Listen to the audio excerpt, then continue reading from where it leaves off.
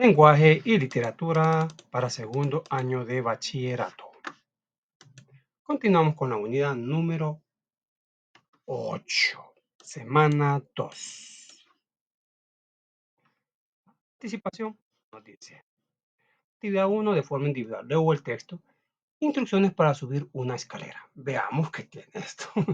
¿Cómo subir una escalera? La escalera, la trilla. Vamos a ver. Nos dice, nadie habrá dejado de observar que con frecuencia el suelo se despliega de manera tal que una parte sube en ángulo recto con el plano del suelo y luego la parte siguiente se coloca paralela a este plano para dar paso a una nueva perpendicular.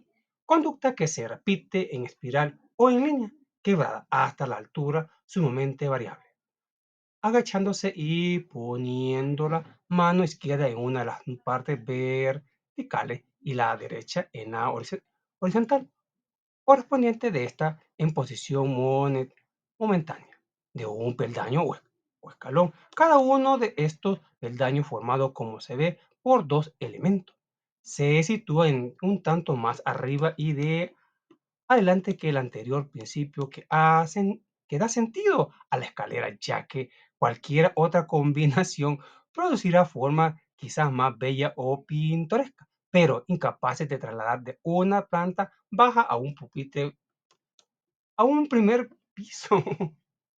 Ahí está algo atarantado esto. Sigamos leyendo. Las escaleras se suben de frente, pues hacia atrás o de acostado resulta particularmente incómoda. Sigamos leyendo todas las instrucciones para subir una escalera. La actitud natural consiste en mantenerse de pie, los brazos colgados sin esfuerzo, la cabeza erguida, aunque no tanto que los ojos dejen de ver los peldaños inmediatamente superiores al que se pisa, y respirando lenta y regularmente. Para subir una escalera se comienza por levantar esa parte del cuerpo, situada a la derecha abajo, envuelta casi siempre en cuero o en gamuza, y que salvo excepciones cabe exactamente en que el escalón puesta en el primer peldaño dicha parte que para abreviar llamaremos pie. Se recoge la parte equivalente de la izquierda. También llamaremos pie, pero que no ha de confundirse con el pie antes citado. Llevándola a la altura del pie se le hace seguir hasta colocarla en el segundo peldaño. Julio Cortázar. Yo no entendí estas instrucciones, pero bueno, comencemos a resolverla. Resuelvo y luego comparto de forma oral en la clase. Aplico la siguiente característica del texto. Abandona lo anecdótico, dice. Abandona lo anecdótico para crear relatos ilógicos o absurdos como se cumple. Explico. Bueno, dice, el texto habla de cómo subir una escalera de una manera muy detallada y técnica, pero lo hace de una forma que parece absurda o ilógica. En lugar simplemente de decir que hay que poner el pie en cada escalón, el autor se detiene a explicar cada movimiento de manera exagerada y complicada, modo que yo no lo entendí. Yo no me acuerdo que cuando me dijeron, sube la escalera, solo me subí, no me anduvieron explicando, subo un pie, ponga el otro, no confunda un pie con el otro. Ay, va. ¿Cómo contener la narración? Escribo un final para el relato. ¿Va? Lo podemos decir así. ¿Va? El narrador lo dice, lo volveré a explicar. Las escaleras están hechas de peldaños que se alternan entre partes verticales. Para subirla te pones de pie y miras hacia adelante. Levanta un pie y lo pones en primer peldaño. Es importante mantener una postura cómoda mientras sube, con los brazos relajados y la cabeza erguida, para poder ver los peldaños, pero no les cueste. Cabal, porque yo siento que más me aturdió y cuidé cómo subo la escalera si no entendí la explicación. Necesitamos un video instructivo, un tutorial. Continuamos. Hoy vamos con lectura de textos de la vanguardia. Tenemos este señor como que le han dado una cachetada. Una cachetada, decía Pablito Ruiz. Una cachetada. Va. Actividad, va, lectura de construcción, lectura de textos de la vanguardia, actividad 2, va, leemos el poema 3. Comenzamos. Las personas mayores, ¿a qué hora volverán? Da las 6 el ciego Santiago. Y ya está muy oscuro. Madre dijo que no demoraría. Aguerita, nativa. Miguel, cuidado con ir por ahí. ¿Por dónde? Acaban de pasar gateando. Sus memorias dobladoras pena hacia el silencio corral y por donde las gallinas que se están acostando todavía se han espantado tanto. Mejor estemos aquí, no más. Madre dijo que no demoraría. Aguardemos así, obedientes y sin más remedio la vuelta el desagravio de los mayores siempre, delantero, dejándonos, dejándonos en casa a los pequeños, como si están bien, nosotros no pudiéramos partir. Aguedita, Natividad, Miguel, llamó, busco al tanteo en la oscuridad, no me vayan a ver dejado solo el único recluso sea yo, César Vallejo. Veamos. Andamos aquí. César Vallejo, 1892-1931. Es escritor peruano que abarcó varios géneros literarios, entre ellos el ensayo, la novela, el cuento y la poesía. Entre sus obras se encuentran poemas humanos, lo- los heraldos negros y trilces. Va, ahora contestado, resuelva. Uno de los sentimientos que evoca el poema es el miedo. ¿Por qué? Uy, miedo, uy, qué susto, susto, susto, decía Monguito, el gato que salía en Hitler. Susto, susto. Uno de los sentimientos que evoca el poema es el miedo. ¿Por qué? Porque la voz lírica siente miedo a la soledad por la ausencia de su madre y la de otros seres queridos. El sentimiento hace más fuerte al encontrarse en la oscuridad. Oscuridad. Ah, continúa. Siguiente pregunta. Nos dice, ¿cuál es el significado de los versos subrayados? Vamos al significado de estos versos. Creo que vamos desde aquí hasta aquí. Eso no exactamente solo esto. Creo que vamos a abarcar los tres para darle sentido más a la explicación. Va. Compartir el texto, compartir el texto, bueno, no es compartir el texto, compartir, de partir, va, partir de irse. El texto se refiere a morir. Lo que quiere decir es que no solo los adultos pueden partir, sino también diferentes edades. Recuerde que este partir es una figura que ocupamos para no decir directamente se murió. Mismo él ha partido, le dicen en la iglesia, partió con el Señor. O sea, con ese partir en este sentido significa morirse, irse para el cielo, va. Él ya partió del mundo nuestro, dice. Siguiente tema. La siguiente litera. El tema central es la ausencia de los seres queridos. ¿Por qué? Explicamos. Porque el miedo que expresa la voz lírica se debe a la ausencia de los mayores, tal vez porque estén muertos. Para decir su miedo, recurre al recuerdo de la promesa de la madre. O sea que así como queda uno cuando se va, bueno, por lo menos en el caso yo de mi abuela, yo digo que todavía está allá en el pueblito, allá me está esperando con una gran sopa de pescado, así me lo imagino yo. Pero cuando llego, yo me imagino que se ha ido para la iglesia y ahí se queda todo. Me acuerdo que se quedaba todo el día así. Es la idea que uno se hace va, para tratar de aguantar vamos, el dolor de que ya no está. Va. Así digo yo. O a veces imagina que se ha ido de viaje y como tarde cuando yo llego a la casa de ella, que todavía está en la casa. Así más o menos es el pensamiento que se transmite en este cuento. Comentamos el análisis del poema con la clase. Vamos con el siguiente. Hoy vamos con actividad 3. En pare, leemos el poema Los nueve monstruos. Esta página se parece a la anterior, yo creí que era la misma, pero no. Los nueve monstruos. Los nueve compañeros que se portan mal. Y desgraciadamente dice, el dolor crece en el mundo a cada rato.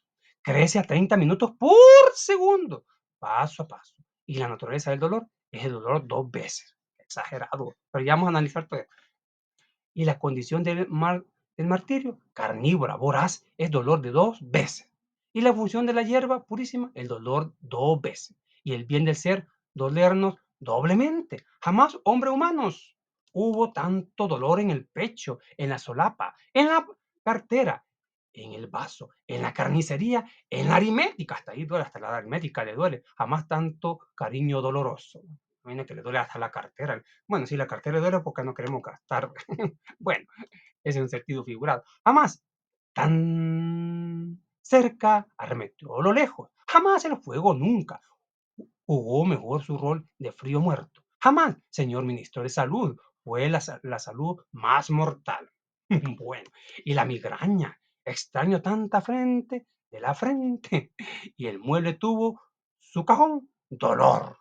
El corazón en su cajón, dolor. La lagartija en su cajón, dolor. Bueno, la lagartija sí le puede doler porque es un ser vivo, por César Vallejo. Bueno, algo ilógico, ya vamos a analizar esto, qué características están presentes ahí porque son bien ilógicas. Figuras literarias. El policidetón surge cuando se reitera una conjunción coordinante. Cuando están diciendo y pasó esto, y terminó en aquello, y después siguió aquello, y así va. Cuando, o sea, cuando sustituimos la IVA, vamos, un ejemplo, donde un jefe cometió un error. Mira, quiero que vayas al banco agrícola, me dijo, y después al hipotecario. Jefe, ¿qué es eso? Le digo, se dice hipotecario. O sea, aquí estamos en el caso cuando sustituimos esta I, estábamos como para unir un conector, ¿va? Entre frases, ocupamos, en vez de ocupar la I, ocupamos la E porque la siguiente palabra dice, vamos, en el caso del banco hipotecario comienza con H, va, pero lleva una I. Entonces ahí decimos, hipotecario, no hipotecario. Y pues yo le queriendo, hipotecario, jefe, hipotecario. Va, al comienzo de series numerativas. Ejemplo, se me olvidaba decir, y ni cuando hicimos ni esto, ni lo otro, ni aquello, va. El comienzo de series numerativas, ejemplo, el temor de haber ido y un futuro terror y el espanto seguro de estar esta mañana y muerto. Aquí ya sabemos dónde está la palabra y aquí está, aquí la encontramos, ya la vamos a enumerar, ya vamos a llegar hasta, no nos apresuremos. Resolvemos los literales A y B en el libro de texto y lo demás en el cuaderno. Resolvemos el literal A. ¿Cuál es el tema que se desarrolla en el poema? El tema que se desarrolla en el poema habla sobre el dolor que existe en el mundo. El autor expresa que el dolor está presente en todas partes y que parece aumentar constantemente como si cada momento se sumara a un sufrimiento mayor, va. Así que dice que le duele hasta la cartera, pues si le duele porque ya no quiere gastar, va. Muy caro está todo. O ya no son pesetas, no son coras, no son suegras, no son yernos. Yerno era el centavito. La suegra, que a monedota de a Colón, bien pesada. Yo creo que las nueras, creo que eran las monedas de a 5. Sí, me acuerdo que mi abuela me decía, sí, las nueras creo que son las 5 porque más o menos valen, decía. Le decían yerno a los centavitos porque no valían nada. Eran pesados antes para identificar las cosas. Como el sentimiento que describe la voz lírica, explicamos y justificamos nuestras respuestas con el fragmento del texto. Podemos decir de la siguiente forma. Como el sentimiento que describe la voz lírica, explicamos y justificamos nuestra respuesta. El sentimiento que describe es, es uno de tristeza y sufrimiento. El fragmento que evoca este sentimiento es cuando dice que el dolor crece en el mundo a cada rato y que la naturaleza del dolor es de naturaleza del dolor es el dolor dos veces, dice. Esto sugiere que el dolor no solo se siente una vez, sino que se repite y se intensifica, o sea, que duele, va doliendo, va doliendo. No, se supone también que a uno el primer día duele bastante, ¿verdad? Yo ya pasé por un duelo, los primeros días, a medida van pasando los años, esto va a ir disminuyendo, no va a aumentar, porque la persona ya no va a regresar a volver a sufrir, ¿va? Sí, siento que ya exagero. Bueno, yo he visto un montón de personas que han fallecido, sí, me han dolido bastante, pero con el tiempo va calmando, calmando, calmando. Al final, uno termina resignándose. Pero aquí el autor, como que dice que el dolor se va sumando, se va sumando, se va sumando. Dice, no, aquí es de restarse, restando, cada año va, el corazón va reflexionando que ya mismo tiene que ir aceptando las cosas. ¿Qué figuras literarias contiene el poema? Las marcamos en el poema. Tomamos el poema, regresamos y lo vamos a marcar de esta manera. Vamos a encontrar tres figuras literarias. En el primero vamos a encontrar el polisín de tomba, significa el uso de y la condición del martirio, carnívoro, voraz y el dolor de dos veces. Y la fusión de la hierba purísima, y el dolor dos veces. Y el bien del ser, dolernos doblemente. Aquí tenemos el uso del y. Ahora encontramos la siguiente, la enumeración. Veamos las enumeraciones cuando ocupan muchas comas. Casi podemos abarcarlo todo, porque mira, aquí está la primera. Jamás, hombres humanos, hubo tanto dolor en el pecho, coma, la solapa, coma, en la cartera, coma, en el vaso, coma, en la carnicería, coma, en la aritmética. Ahí ocupa un signo. Jamás tanto cariño doloroso como a través, y así se van las enumeraciones. Es la figura literaria de la enumeración. Hoy vamos con la anáfora. Es que ocupar al principio la misma palabra, como jamás, jamás, jamás, jamás, jamás he dejado de ser tuyo, decía don Camilo VI hace muchos años. ¿Va? Hasta que don Camilo VI en esa canción ocupó la anáfora. Jamás, jamás, jamás he dejado de ser tuyo. Lo digo con orgullo tuyo, nada más. Bueno, a ver, porque el señor al final resultó que, bueno, no se le estaba dedicando a una mujer, pareciera la canción, ¿va? Jamás, jamás, jamás. ¿Va? Ahí ocupado una frase que la palabra, para darle más ritmo a la canción, al inicio de cada verso, ocupa la misma palabra. Jamás, jamás, jamás. Va. Hoy vamos con la última pregunta. ¿Qué características de la vanguardia presenta el texto? ¿Por qué?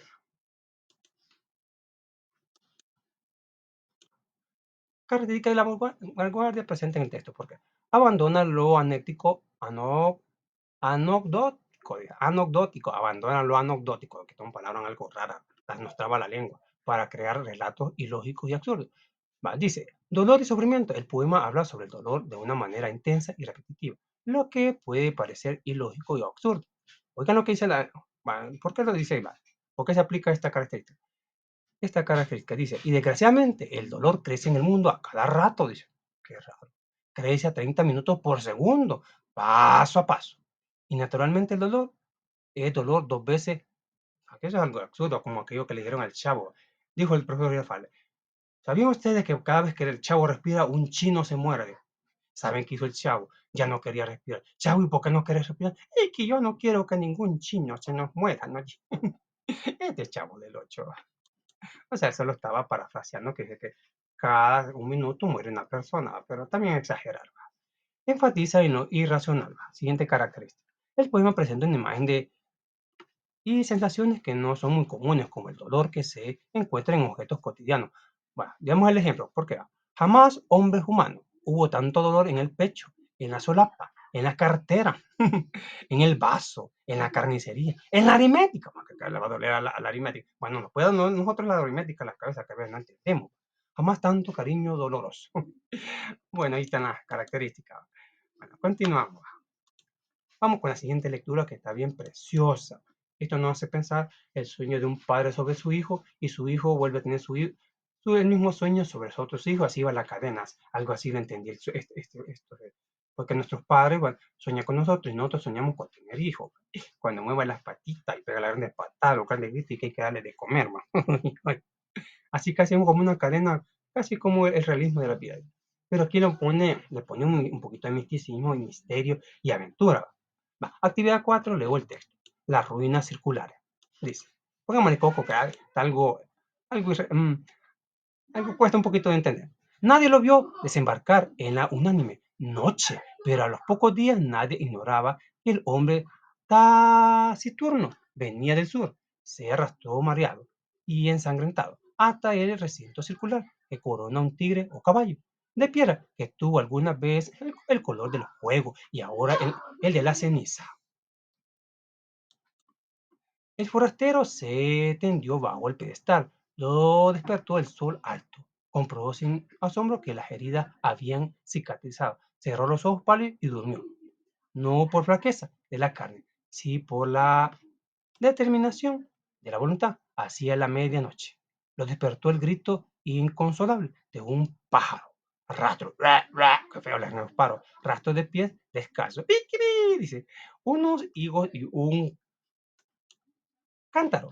Le advirtieron que los hombres de la región habían espiado con respeto a su sueño y solicitaban su amparo y tenían su magia. Sintió el frío del miedo y buscó en la muralla dilapitada un nicho sepulcral y se tapó con hojas desconocidas. El propósito que lo guiaba no era imposible, aunque sí sobrenatural, quería soñar con un hombre quería soñarlo con integridad minuciosa e imponerlo a la realidad. Ese proyecto mágico había agotado el espacio entero de su alma. Al principio los sueños eran caóticos porque después fueron de naturaleza dialéctica. El forastero se soñaba en el centro de un anfiteatro. Mira qué bonito. Está soñando que es un profesor. ¿Va? Circular que era de algún modo el templo incendiado. Nubes de alumnos taciturnos. Fatigaba la grada. Las caras de los últimos pendían a muchos siglos de distancia y a una altura estelar, pero eran el todo precisas. El hombre les dictaba lecciones de anatomía, de cosmografía, de magia. Los rostros escuchaban con ansiedad y procuraban responder con entendimiento, como si adivinaran la importancia de aquel examen, que redimiría a uno de ellos de su condición de vana apariencia y lo inter- interpolaría en el mundo real. El hombre en el sueño y en la vigilia consideraba las respuestas de su fantasma. No se dejaba embaucar por los impostores. Adivinaba en cierta perplejidad una inteligencia creciente. Buscaba un alma que mereciera participar en el universo. O sea, que él, como que se lo creó, pero le quería dar vida. Así entiendo cuando saqué la valorización. A las 9 o 10 noches comprendió con alguna amargura que nada podía esperar de aquellos alumnos que aceptaban con pasividad su doctrina. Y si de aquellos que arriesgaban a veces una contradicción razonable. Los primeros, aunque dignos de amor y de buen efecto, no podían ascender. O, a individuos. Dice. Los últimos preexistían en un poco más. Una tarde, ahora también las tardes eran tributarias del sueño. Ahora no velaba sino un par de horas en el amanecer. Licencio para siempre el vasto colegio ilusorio y quedó con un solo alumno. Era un muchacho taciturno, cetrino y solo a veces, de rasgos afilados que repetían los de su soñador. No lo desconcertó por mucho tiempo, por la brusca eliminación de los discípulos. Su progreso a cabo de unas pocas lecciones particular pudo maravillar al maestro. Sin embargo, la catástrofe sobrevino. El hombre un día emergió del sueño, o sea que despertó. Había soñado con el alumno perfecto, con la persona perfecta, pero tuvo que despertar. Emergió del sueño, despertó. Como de un desierto, viscoso miró la vana luz de la tarde, que al pronto confundió con la aurora y comprendió que no había soñado toda esa noche y todo el día. La intolerancia lucidez del insomnio se abatió contra él y comprendió que el empeño de moldear la materia incoherente y vertiginoso de que se componen los sueños es el más arduo que se puede cometer un varón. Comprendió que un fracaso inicial era un evitable. Juró olvidar la enorme alusión que lo había desviado al principio y buscó otro método de trabajo.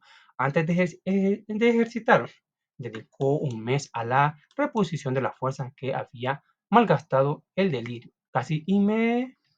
In- casi inmediatamente soñó con un corazón que latía, ya queriéndole dar vida al serva. Lo soñó activo, caluroso, secreto del grandor de un puño cerrado. Es como cuando uno se está preparando para ser padre. ¿Va? Ya se imagina al niño andar brincando, la niña. ¿Va? Ay, la niña. Ay, yo solo dándole besitos. Color granate en la penumbra del cuerpo humano, aún sin caras ni sexos.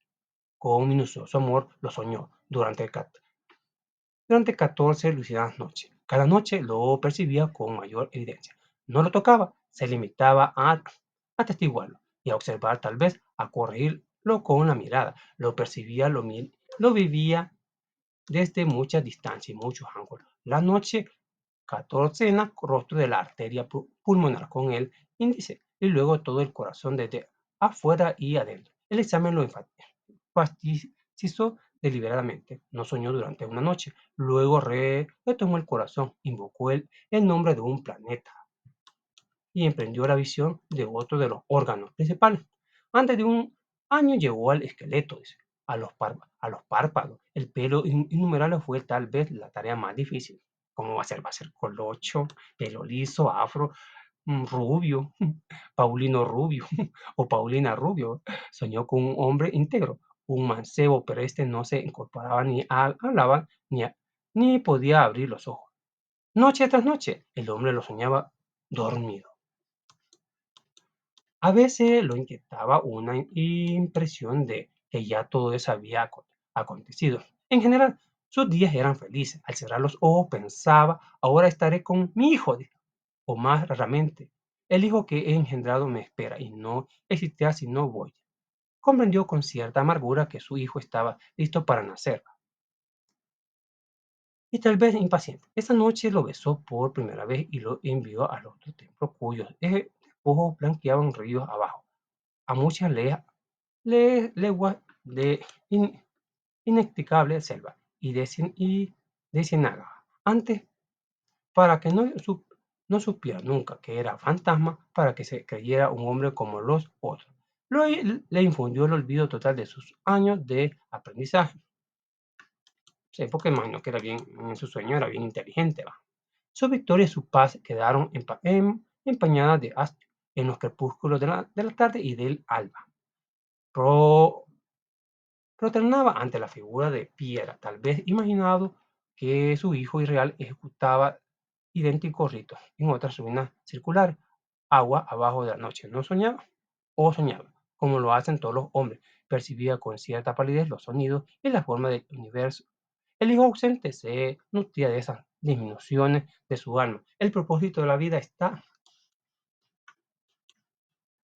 va colmado, el hombre percibió en una suerte de éxtasis, al cabo de un tiempo que ciertos narradores de su historia prefieren computar en años y otros en lustros. Lo despertaron dos remeros a medianoche, no pudo ver sus caras, pero le hablaron de un hombre mágico en un templo del norte, capaz de hollar el fuego y de no quemarse. El mago recordó bruscamente las palabras del dios, recordó que todas las criaturas que componen el orbe, el fuego era la única que sabía que su hijo era un fantasma. Ese recuerdo apaciguador al principio acabó por atormentarlo. Temió que su hijo meditamente en ese privilegio anormal y descubriera de algún modo su condición del mero simulacro, no ser un hombre, ser la proyección del sueño de otro hombre. Qué humillación incomparable, vertigó. A todo padre le interesan los hijos que ha procreado, que ha permitido en una manera confusión o felicidad. Es natural que el mago temiera por el porvenir de aquel hijo, pensando extraña por entraña y rasgo por rasgo, en mil y una noche. Terminó en sus cavilaciones. Fue brusco, pero lo prometió algunos signos. Primero, al cabo de una larga sequía, una remota nube en un cerro lisiana decía como un pájaro, luego hacia el sur. El cielo que tenía el color rosado de la encía de los leopardos. Luego la humarera que rumba raro el metal de las noches. Después la fuga pánica de las bestias porque se repitió lo acon- acontecido hace muchos siglos. Las ruinas del santuario del dios del fuego fueron destruidas por el fuego en un alba sin pájaro. El mago vio ceñirse contra los muros el incendio concéntrico. Con- por un instante pensó refugiarse en el agua, pero el fuego comprendió que la muerte tenía a coronar su vejez y absorberlo de sus trabajos. Caminó contra los jirones del fuego. Estos no mordieron su carne, estos lo acariciaron y lo inundaron sin calor y sin conmoción. Con alivio, con humillaciones, con terror, comprendió que él también era una apariencia que otro estaba soñando. O sea que el Señor que creó al niño, él era creación de otro y así venía en la cadena. O sea, recuerde que el abuelo crea al papá, el papá nos crea a nosotros y nosotros creamos a los que siguen y así van las generaciones. So, nosotros somos el reflejo de otro. Eso es lo que da a entender la historia, que él era el sueño de otra persona. y él había soñado con otro y así iba la cadena. Jorge Luis Borges. Va. Comenzamos. Dice, consolidación, actividad 5 en equipo. Analicemos el cuento de las ruinas circulares. ¿Quién es el personaje protagonista? Describimos, vamos, ¿quién será? ¿Quién será? ¿Por qué será? ¿Por qué será? Y es un forastero, era un hombre taciturno que se entretenía en soñar y dar clase a los alumnos que creaban sus sueños. ¿Cuál era el propósito del protagonista? Era un, el propósito era uno sobrenatural, porque quería crear en sus sueños a un hombre para llevarlo a la realidad. Qué bonito. Sí, es casi el sueño de todo. Yo así decía, qué galán que la chica de mi sueño, la jevita de mi sueño se volviera realidad. Sí, se me hizo realidad, pero no me hizo caso. Y qué triste, pasé casi un año. Por gusto, mejor volver, regresar a mi sueño otra vez mejor, porque tanto en mi sueño no me hiciste caso como en la realidad. Todo el cuento es un sueño, explicamos.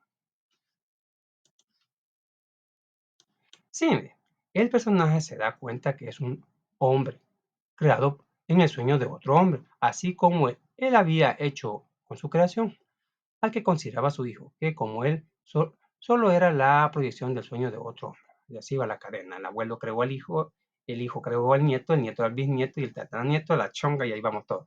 ¿Cuál es la relación entre el título y el contenido del cuento? ¿Cuál será?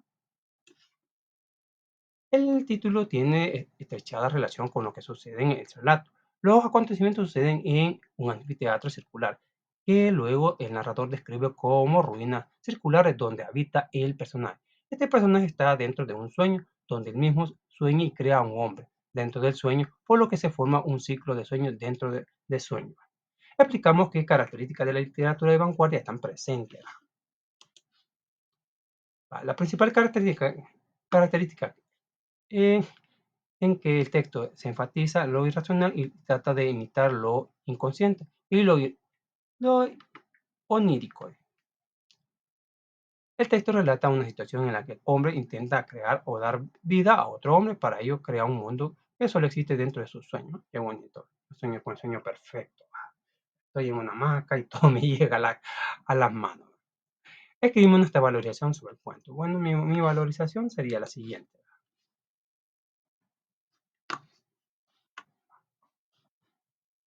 Lo más valioso es cuando el soñador quiere apoyar a uno de los seres de su sueño y lo hace queriendo que éste sea real en el mundo de los vivos. Es de gran valor apoyar a todo aquel que hace la diferencia en la sociedad. Como lo vio bien inteligente, él quiso que este es el que tiene que dar vida. Preparamos una exposición para presentar el análisis de la clase. Compartimos y escuchamos la valoración de la clase. Actividad en casa. Comparto con mi familia la lectura y los análisis de esta semana. Investigo cómo se escribe un texto narrativo y cuáles son sus elementos. Va. Un texto narrativo es una historia que cuenta algo que sucede. Para escribir uno necesita tener en cuenta algunos elementos importantes. Número uno, personajes. Son las personas, animales, seres que participan en la historia. Por ejemplo, un héroe, un villano o un amigo. Número 2, ambientación.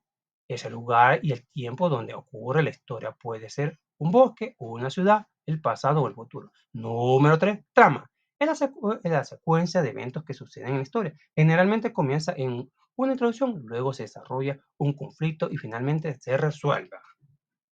Y todo terminó que se aventaron del avión. Número 4, narrador. Es la voz que cuenta la historia. Puede ser un personaje dentro de la historia o alguien que está fuera de ella. Número 5, conflicto. Es el problema o desafío que se enfrentan los personajes. Esto es lo que hace que la historia sea que sea interesante.